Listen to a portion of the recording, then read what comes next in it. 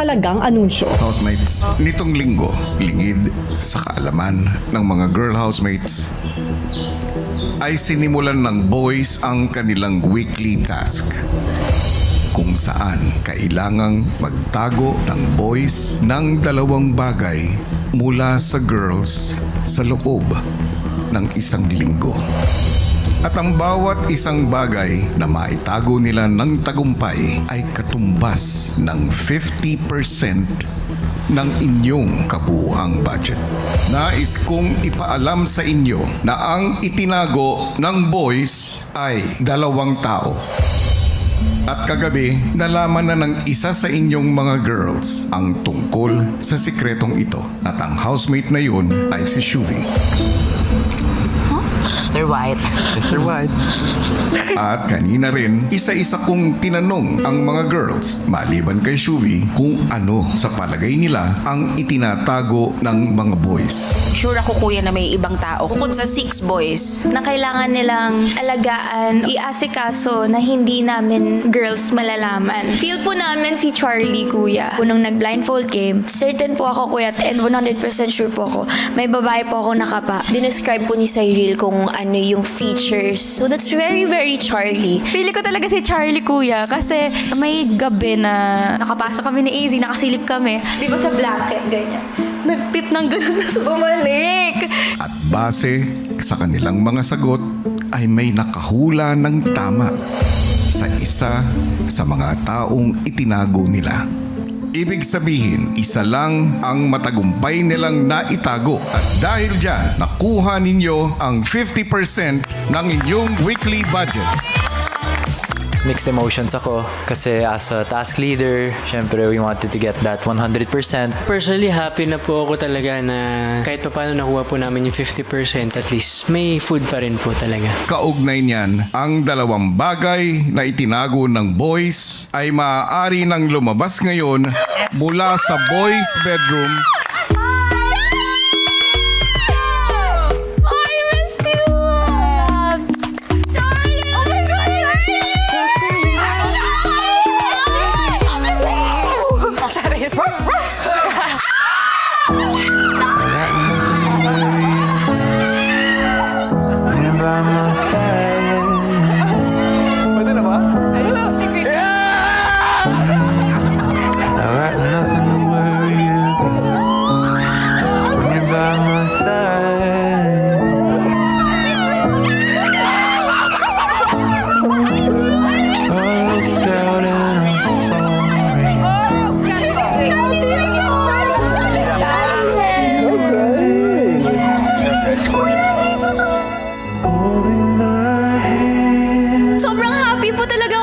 Even though na 50% lang yung nakuha namin for the budget, pero panalo na po kami sa mga tao na bumalik po, kuya.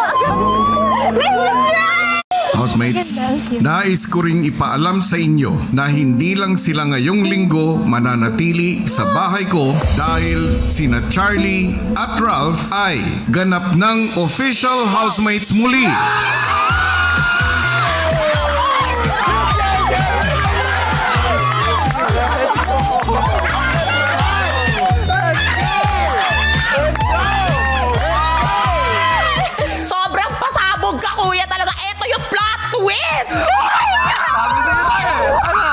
Tuwang-tuwa po talaga. They deserve the spot talaga. They really deserve it. We're back. We're totally back na po. This is like day 1. I'm excited for the task to come. I could just let go, enjoy, be as happy as I could be. But now that everyone's together, it's so much better. More the merrier talaga, kuya. Sa wakas ay nalaman na nga ng housemates ang pagbabalik ni Ralph at Charlie. Pero ano nga kaya ang magiging reaction nila kapag nalaman nila na isa sa kanila ang nanalo pa sa katatapos lang ng first Big Intensity Challenge? Grabe yung mga plot twist sa loob ng bahay. Yes, and wait, hindi lang yan. There is more. Balik na naman ang tensyon dahil magaganap na agad-agad ang ikalawang Big Intensity Challenge para makuha ang natitirang napaka-espesyal na mga medalya. At muli ang mga medalyang ito ang powerful. Ito ang magbibigay karapatan sa kanila na makapili ng final duo sa takdang panahon. At hindi lang yan, ito din ang magliligtas sa kanila mula sa nominasyon ngayong linggo. Grabe guys! 4 na housemates lang ang makakakuha ng medalyang ito. 2 kapuso at 2 kapamilya. Ibig sabihin, ang matitirang 10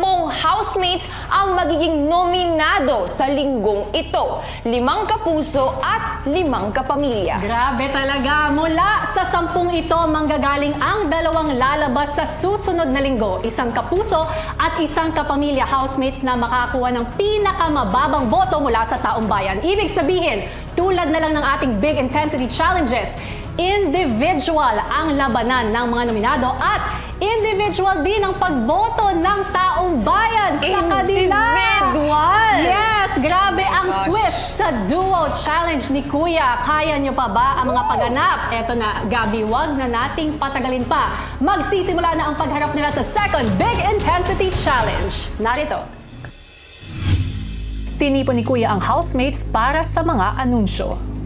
Nitong linggo ay naganap na ang inyong unang Big Intensity Challenge. Sa hamong ito, 1 kapuso at 1 kapamilya housemate ang nagwagi. Sa puntong ito, makikilala ninyo ang 2 housemates na ito. Ang kapuso housemate na nagwagi ay ikaw. Congratulations, Shuvi! Finally, masasabi ko na. Dalawa te, try mo 2. Ano po, kuya?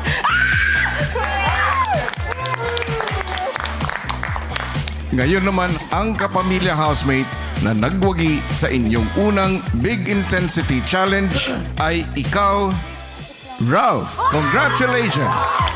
Ligtas ka na sa darating na nominasyon. May karapatan ka ng magkaroon ng final duo sa takdang panahon.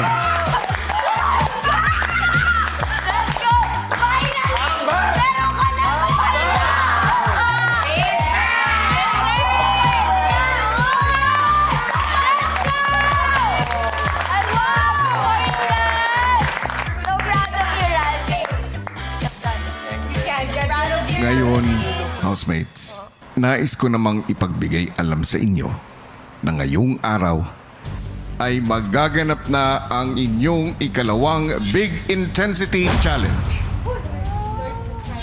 Dito, 1 kapamilya housemate at 1 kapuso housemate ang magwawagi at maliligtas sa nominasyon at magkakaroon ng karapatang makapili ng kanyang final duo gaya ni na Shuvi at Ralph. Samantala, may mabigat na palit para sa lahat ng hindi magtatagumpay sa ikalawang Big Intensity Challenge. Dahil sa darating na linggo, silang lahat ay mapapabilang sa listahan ng nominado. Oh my! Housemates, paghandaan nyo na ito. Ilang sandali pa, lumabas na ang kapuso housemates na unang maglalaban-laban para sa ikalawang hamon. Kuya, bawal ba? Housemates, magsisimula na ang inyong ikalawang Big Intensity Challenge. Para sa hamon na ito, bawat isang housemate ay may board na may tig 10 lobo at kinakailangan nilang madagdagan nito ng pinakamaraming lobo sa abot ng kanilang makakaya. At para magawa ito, magpapagulong sila ng bola papunta sa mga landing points na may corresponding number. At kung saang numero bumagsak ang bola, ang siya ring bilang ng lobong madadagdag sa kanilang board.